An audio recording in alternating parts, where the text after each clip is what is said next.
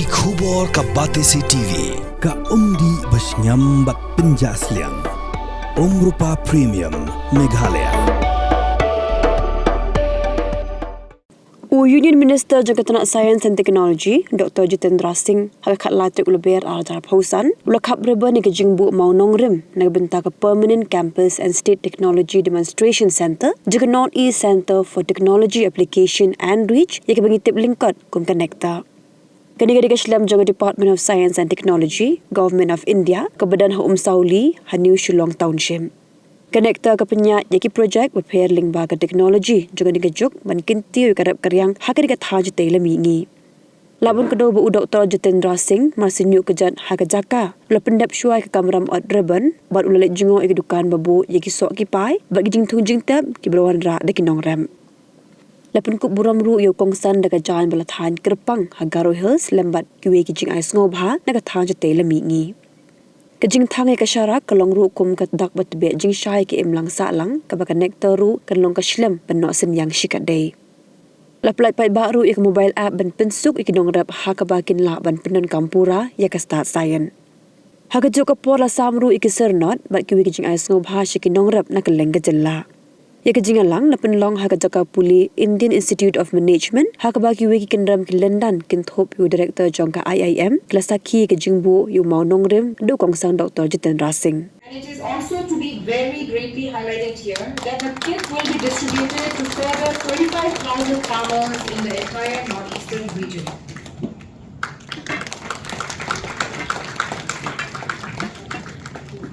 Every day we are enjoying our food, and it is only through these farmers that we are able to enjoy the organic. With a very big round of applause to our SHG members and farmers who make it their mission to provide with us and keep us healthy.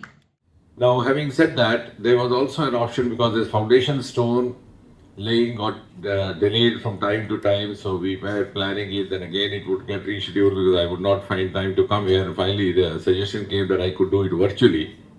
But I said no, that would not have the same kind of impact doing it virtually because I wouldn't know what I'm doing. So nor would you know who's done it. It would just assume. So I don't think I need it because this was the PPT. So, and that also is in keeping with the prioritization with which Prime Minister Narendra Modi is giving to the Northeast. And if you recall, those of you, because I have been associated with this, I was in the donor ministry for more than 7 years. So when we came in the first time in 2014, soon after the government was sworn in on the 26th of May, the first demand that would come from the public when you landed at Guwahati was to increase the number of commercial chopper flights to Shillong. And now it's the other way around. You have the chopper flights that people want to move on by road. So scenic is the journey. And I think the Commissioner also deserves to be complimented. Both the Meghalaya government have very beautifully sought all the patronage and support from the Modi government to accomplish all this. There were at least 3-4 states, including Meghalaya, which had never seen a train. Today you have one. Everywhere, and I think except for Sikkim, you have the double gauge. We have water in ways now. I mean, so many things. I mean, it's only those who have seen what was there before 2014 who realize what it is right now. There's a network of roads. For 3 months, 4 months, there would be blockades, clogging, rain, etc. So, then the airports, your Shillong airport was stuck up for, and I would always say that Shillong was actually the regional capital of Assam, the erstwhile Assam, both in times of the British as well as the post-independence India. Still, you didn't have a Shillong airport, and the easiest excuse they would give was that there's a hillock which cannot be negotiated. But now, of course, that also has been taken care of. Arunachal, the most northeastern part, the first ever train, I remember we came with the Prime Minister, it was flagged off from there, the Arunachal Express. So, why I'm saying so is that this institution is also a part of that transformation having happened. Nectar came into existence in 2014, the very first year of the Modi government, first term, 1.0. And as Dr. Sharma was saying, it started functioning from Delhi, but then it shifted over to this place also somewhere around 2020 or 21 again. So I'm glad that this is the entire growth of this institution, right, beginning from its infancy, has happened during the last 10, 11 years. under the patronage of Prime Minister Modi. So that is also a reason why I wanted to be associated, not virtually, but physically, because today you're going to have your own now premises and your own permanent building, because till now you were in another premises. So I think this is a landmark in the journey of Nectar of the last 1 decade, and also one of the hallmarks and highlights of what has happened to transform Northeast over the last 10, 11 years. Now, of course, the foundation stone for the permanent campus and also a collaborative center of excellence, as was being mentioned. And I'm also glad that Nectar has, living up to its mandate, not only confined itself to Shillong, it has offered its services and involved all the 8 states of Northeast in one way or the other. Because many of the institutions happen to be in Shillong by legacy, because this was the original capital of Assam. For example, you have the Northeastern Council over here, because that time this was the capital. So you have the, but this came in afterwards in the present scenario, and yet here not being by legacy of being there, by default. It is there by design, and by design, their own effort, they have spread over to the entire Northeast and provided their services to Northeast. So that is something which I think deserves to be complimented. The success stories Dr. Sarma was narrating, I think he can take another 1 hour or so, if so much of work has been done, and he's been very passionate about it. But I'm glad he gave me a note, which I was just going through on my way here, and it took me 45 minutes, so time enough to go through his speech. So, and some of the success story, the Mission Saffron, that also was launched during this government, 2021, Modi government, second term. And very recently, only last year, we had the GI tag for the Jammu Kashmir saffron. And I'm glad to also note that Northeast may emerge as the next saffron hub of India after Jammu and Kashmir. So that also makes it significant, because Prime Minister Modi has been giving higher priority, rather highest priority, to these regions, the Northeast, Jammu Kashmir, the ocean territories, the island territories. And in fact, soon after he took the oath in 2014, he had said that I would focus primarily on those territories which did not receive their due attention in the last few decades, so that they rise to the same level of development as the other regions. And that, he said very scientifically, that is also important if you want the overall growth of India, because you can't expect the wholesome development of India or Mother India if the West grows and the East doesn't grow.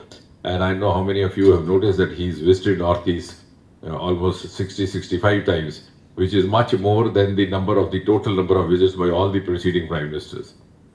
And so also the cabinet ministers in the center are persuaded or directed to do so. And therefore, when you have this saffron park, it connects you to the other priority area of Prime Minister Modi, that is the Jammu and Kashmir, and it's also befitting for the farmers across the region, as it's Sikkim, it's Arunachal, it's Meghalaya. And of course, he was talking about the mega projects, the common facility centers, and in the other, his note was mentioning, I significantly noticed that very recently in 2023, a memorandum of understanding between Nectar and the Meghalaya State Rural Development Society. Now, the other program is, of course, as was being shown in those displays, the drone and the Swamitu program is, I think, one of the role model success stories of this government, which is also being emulated by the other countries, some of our success stories in governance, because that involves technology, that involves governance, that involves ease of living, that involves citizen centricity, and that virtually puts the revenue officers, including the patawaris, out of job. So the citizen can map his boundaries, his farms, and accomplishes with much more accuracy and authenticity using drones and the satellites. And of course, the STEM education labs that he was mentioning, this Nectar drone ecosystem, the solar dehydrators, and also you are contributing to study of the flood vulnerabilities in these areas, particularly when you have Majuli and other places on the road. The I think the Nectar has actually diversified itself in various areas, including now you also have the beekeeping and the honey mission, as he was mentioning. And bamboo, of course, and bamboo also because I'm sure you know equally well, we have the bamboo center over here just on the Meghalaya Guwahati Road, which is earlier known as earlier it was known as Bamboo and Teak Center, but what is it? TDC, now it's called Northeast, yeah, it's CBC. So you could also utilize their resources, their services. In fact, at one point in time, about 7-8 years ago, we had also arranged for groups of um, youngsters or artisans from other parts of the country, other states, to visit that center, spend there a few weeks and take back, because bamboo, as you said, is of course the reserve is maximum in northeast, but the consumption is everywhere else. It's picking up everywhere, including in the metropolis like Mumbai, where it doesn't grow, but it is used because of its cost effectiveness and versatility. It can be anywhere. As you mentioned, it could be panels, it could be building, it could be even for eating, and it could also be for your grocery, for toiletries. So I'm sure you would contribute by doing so to also the growth story of overall India, and you're also into academics by way of offering trainings. But now, before I go, I think I would rather also emphasize that at least one area you have to focus now and place it at a higher priority compared to the other areas, because otherwise you will end up becoming a journalist. Not journalist, generalist. So you would have an identity of your own. So just as for example, we have IIT, the first 5 IITs are talking, the other ones I'm still trying to familiarize myself. But earlier 5 IITs, each one specialized in one stream of academics, and that's how they gained the recognition. So I think now that we have so many institutions all across, I was actually telling the Secretary yesterday also, now that the foundation stone has been laid, a new campus will come up, you should also start planning right from inception that you would have a dedicated block for so and so. So I'm not going to suggest that. You can work on that and see what are your resources, both human resource, academic resource, and the natural resource, to excel in that. So that if you excel in that, you will have a pan-India recognition. Otherwise, you will end up being one of the, at least in the Ministry of Science and Technology, we have 37 institutes under CSIR, we have 14 under DBT, we have as many number in DST, and if you take the other ministries of science, as many, so you'll be one of them. So each time when you say Nectar, you'll also have to tell what it does Nectar stand for. It's not that Nectar Amrit. The acronym sounds very secret, but then you'll have to tell people. That's what is happening with these many, because so many acronyms have come up and people don't know what is it all. But if you have put your footprint, then the common people, particularly the youth and students, would refer you with your name, and they would remember the acronym more than the other. And I'm sure you have the capacity, just that I'm leaving that with that thought, and next time when you do that, we'll be back here. You could also think of involving, because you have the Ningwans here, there's a new concept now. IIT Kanpur, IISc Bangalore are now asking for a medical school in the same prestigious that has come up, because most of the medical practice has been taken over by physics. The practitioner hardly does anything. The AI does the the diagnosis, the therapeutic prescription also is generated. So I think you could also think something on those lines, because you have a medical institute nearby which is of considerable repute. You could also engage in an MOU with them. And the other part is you could also academically collaborate. For example, they have the post-graduation courses, the MD thesis. The UGC guideline says that the first guide, the parent guide, has to be from the parent organization, but the second guide can be from the other institution. So why can't you think of having co-guides from your institution with those institutions? Because you have both with IIT, with Mawnongrim, so that you have an academic relationship, because that is more lasting. But the students run here and there, to and fro, they carry something from here to there, something from there to here, and then also become good resource persons. Because you are just starting off, so you have time actually to evolve. Once you get established, then it is also difficult to change the reputation or the image that has emerged. even if you seek to. So I think you are in the formative phase. It's the best time happening, and you have the capacity to contribute to what is being widely said as Atmanirbhar Bharat. So you could make Atmanirbhar Northeast, you could be contributing to Viksit Northeast, and both together then contributing to Atmanirbhar Northeast and Atmanirbhar and the Viksit Bharat and the Atmanirbhar Bharat. So you could become an instrument of Atmanirbharta and Viksit Northeast to contribute to the overall. And I'm sure Northeast is going to be the next engine, because when we move from the fifth to third economy and then to the top, from fragile 5 we come to 5, where as scientists we should be asking ourselves, where will that value addition come from? Value addition will come from these regions which were not fully explored or remain underexplored in the past.